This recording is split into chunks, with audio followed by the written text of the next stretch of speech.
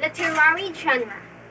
Genre, the category or type of literature, music, art, or TV show, movie, and video games.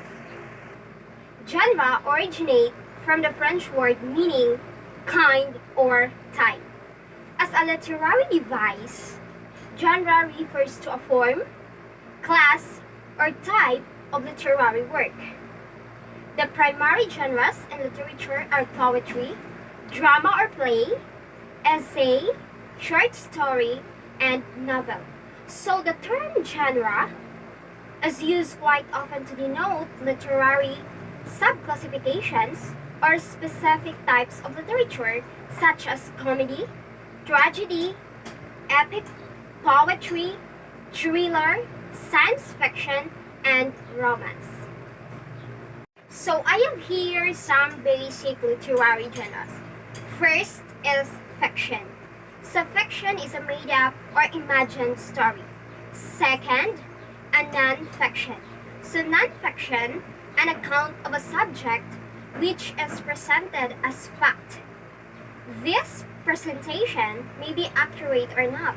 That is, it can give either a true or false account of the subject in question. It includes essays, articles, textbooks, manuals, and encyclopedia. Contemporary realistic fiction. So fiction that takes place in modern times and could or be actually be true. So the fourth basic literary genre is historical fiction. So historical fiction, it is a fiction that takes place in a different historical time period, includes historically accurate details and facts, and could actually be true. Next is fantasy. So fantasy, it is a fiction that takes place in an invented world that has different laws of nature. Some elements include animals that speaks, magic, dragons, unicorns, special powers, fairies, or etc. Next is science fiction. So science fiction, it is a fiction that lies between realistic fiction and pure fantasy. Science fiction is actually based on scientific laws, authors' knowledge of technological possibilities, and the psychological nature of humans. Some science fiction involves hard science such as space exploration, chemistry, or physics, while some science fiction deals more with futuristic or dystopian societies. Next is mystery.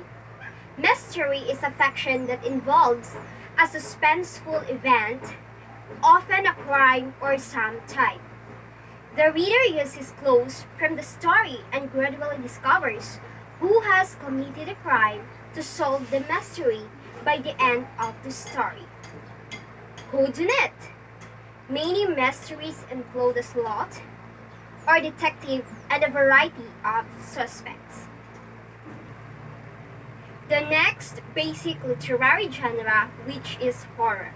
So horror fiction is a story intended to scare, unsettle, or horrify the audience. It usually includes a supernatural, morbid, gruesome, surreal, or exceptionally suspenseful or frightening theme. Next is thriller. Thriller is characterized by fast pacing, frequent action, and resourceful heroes who must thwart the plans of more powerful and better equipped villains. There can be legal, crime, psychological, spy, or natural disaster of thrillers. Next basic literary genre, which is survival or adventure. So fiction that includes a character who facts or who faces danger and must survive. The stories are filled with risk, suspenseful sense, and thrilling moments. Next is folk tale. So folk tales are stories that have been passed down over the years by word or mouth. Many different cultures have folk tales with similar themes, motifs, and character types. Fairy tales, fables, tall tales, and myths are different types of folk tales. So the first folk tale here in the PowerPoint presentation, which is fairy tale.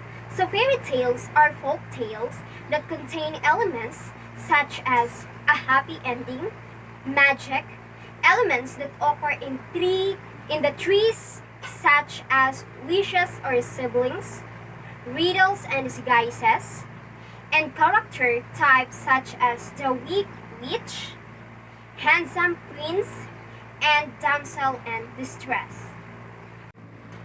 So the next folk tale, which is fable. So fables are brief stories that teach a lesson or moral. The characters are usually animals, but they are given human characteristics. An example of a fable is the fox and the grapes. So the next folk tale is myth. So myths are stories that serve to explain some phenomenon of nature, such as creation of the world, seas, or the seasons, and weather. Many incorporate gods and goddesses within the story. So the next folk tale, which is tall tale. So tall tales are folk tales that have a key element of exaggerations, such as Paul Bunyan. So the next basic literary genre, which is legend. So legend, it is a story, sometimes of a national or folk hero, which has a basis in fact, but also includes imaginative material. Next is biography. So biography, it is a non-fiction that chronicles a person's life story that is written by another person. Next basic literary genre, which is memoir or autobiography. So non-fiction account of a person's life written by that person. It may include just one important event, or it may include an entire life story, or it is based from your own story. So next is drama. So drama, it is a fiction or non-fiction stories composed in verse or prose, usually for theatrical performance, where conflict and emotions are expressed through dialogue and action. Most dramas can be classified as comedies or tragedies. So the last basic genre here in our PowerPoint, which is humor. So humor, a fiction or non-fiction full of fun, fancy, and excitement meant to entertain, but can be contained in all genres. So I have here an examples of genre and literatures. So as a literary device, genre is like an implied social contract between writers and their readers. This does not mean that writers must abide by all conventions associated with a specific genre. However, there are organizational patterns within genre that readers tend to expect. Genre expectations allow readers to feel familiarity with the literary work and help them to organize the information presented by their writer. In addition, keeping with genre conventions can establish a writer's relationship with their readers and a framework for their literature. It forms an important part of our education. Ever since I was small, stories have been part of my life. Reading books like The Tales of Peter Rabbit and The Very Hungry Caterpillar before bed became a part of my natural order where I could escape into another world. To say the least, not much has changed, and on most nights, I love to read to find that escape away from reality. But literature is more than that. It has transcended time and it is still with us, forming critical parts of today's curriculum. So literature in education, for the majority of people around the world, Our first serious encounter with literature comes from school. Reading and writing has been drilled in all of us from an early age, and this is set in motion with the start of examinations.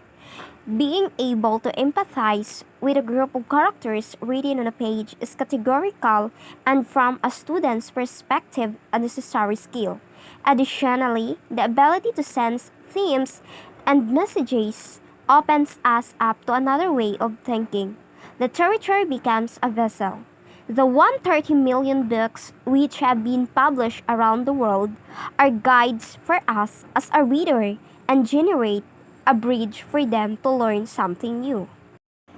Teachers in general and English teachers specifically are always concerned with the kind of material they are going to present to their student. One of the most challenging kinds of material for English classes is literature. Although some scholars have pointed out to the shortcoming of literature used in practice, it is so vast and so practicable that instructors cannot stop using it. Language learning requires acquiring four skills of reading comprehension, writing, listening, and speaking. Some sources provide material that can meet some of these abilities, but literature has provided a good source that fulfills these four skills. Also, language learning deals with culture and hence with social understanding. It is this feature of language that demands materials dealing with culture. By studying literature, I find that this sense of confusion and search for self-discovery is a common theme. I am confident that my choice to be an English major is one that I will be satisfied with. Thus far, in my opinion, to be an English major entails more than just being able to read and write well. An English major must also strive to understand and interpret the importance that various forms of literature have had in the society in the past and the present. Being able to express opinions is another important aspect, as starting a piece of literature with an open mind. These habits are also important when facing everyday life, not just literature.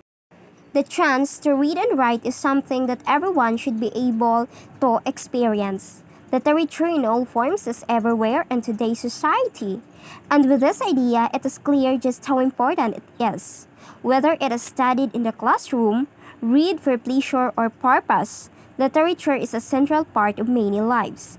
It offers not only a chance to enlighten a person, but it also gives a chance to broaden one's horizons and perspective. In my case, having the opportunity to study literature in two different languages has helped me to find similarities in two different cultures, and to also find that although literature varies in form and content, it is important and it is a central part of many lives. But familiarity with genres can also make life easier for writers. Genres also provide the writer with general organizational patterns that can help them arrange what they say and what they say at. For readers, genres help organize information so that they can more easily make sense of what they are about to read.